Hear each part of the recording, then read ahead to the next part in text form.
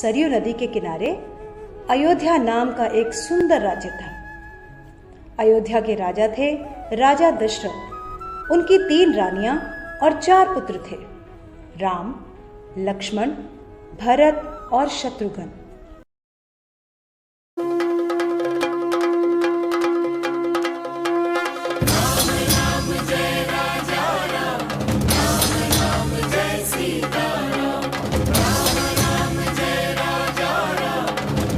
राम को राजा बनाने की घोषणा की तब सभी लोग बहुत खुश हुए, लेकिन रानी कैकेयी खुश नहीं थी।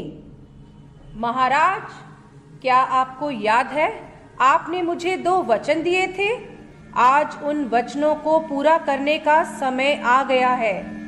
मेरा पुत्र भरत राजा बने और राम 14 वर्ष के वनवास को जाए।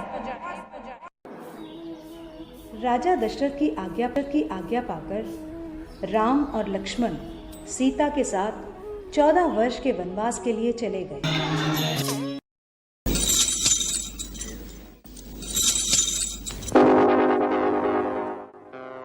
इस निर्जन वन में इतना सुंदर मानव?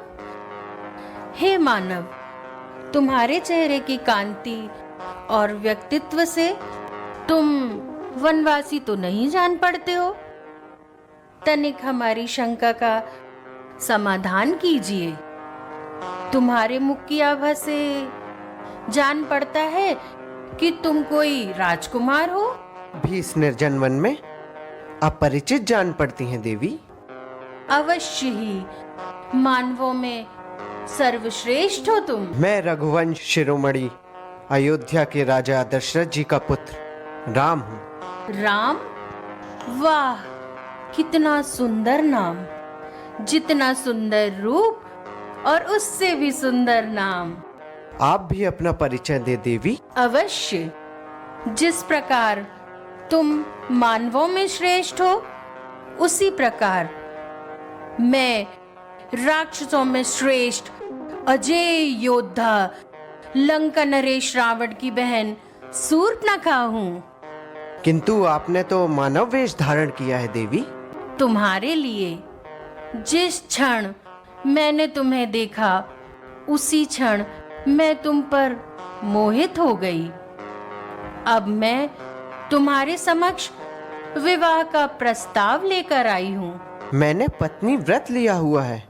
यह मेरी पत्नी जनक दुलारी सीता है। राम, तुम्हारी ही तरह यह कौन है? यह मेरा अनुज लक्ष्मण है।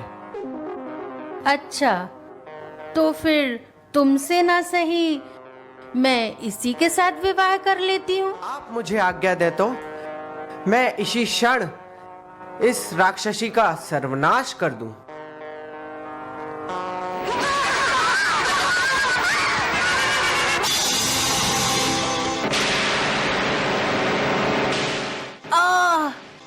ये तूने क्या किया धूर्त?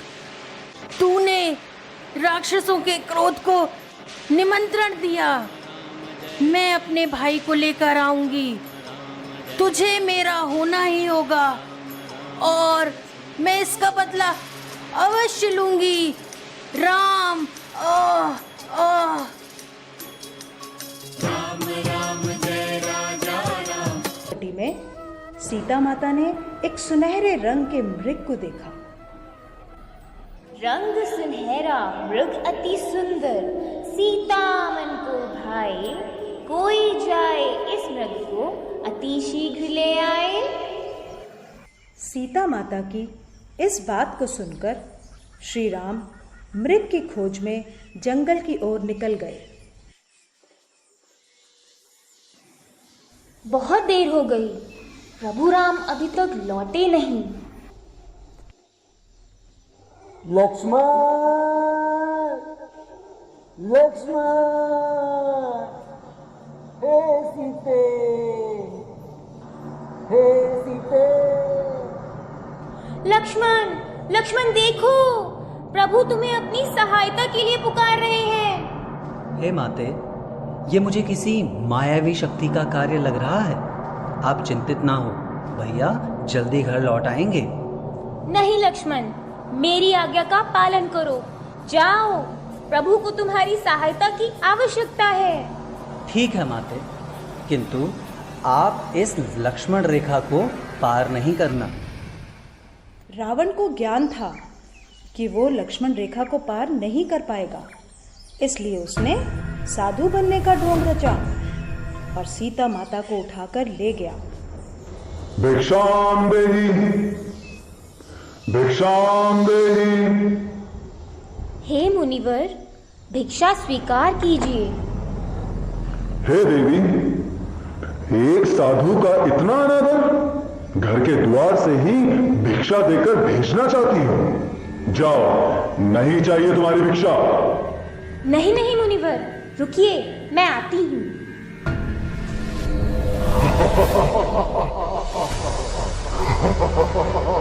बचाओ, बचाओ।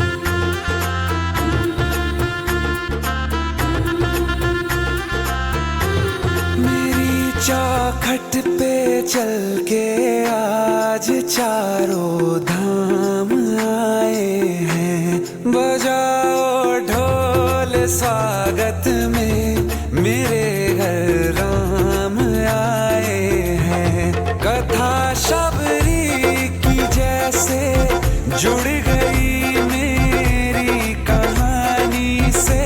न रोको आज धोने दो चरण आँखों के पानी से। बहुत खुश हैं मेरे आंसू के प्रभु के काम आए हैं।